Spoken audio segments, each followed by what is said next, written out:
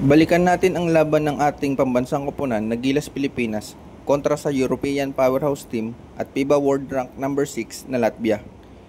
Ito nga ay ginanap sa Riga, Latvia, kung saan ay mayroong home court advantage ang ating kalaban.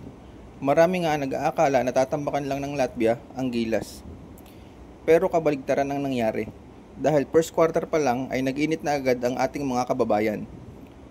Ito nga ay pinangunahan ng ating naturalized player na si Justin Brownlee. Makikita mo dito na may kumpiyansa sila sa laro at hindi takot makipagsabayan sa kalaban.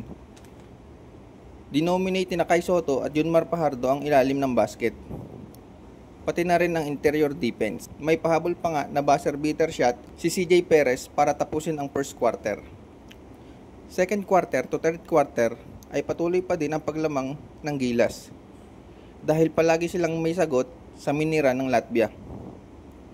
Sa fourth quarter naman ay medyo nakadikit na ang Latvia, pero under 3 minutes nga ay nagpakaula si Justin Brownlee ng clutch 3-point basket para selyuhan ang laro ng Gilas Pilipinas.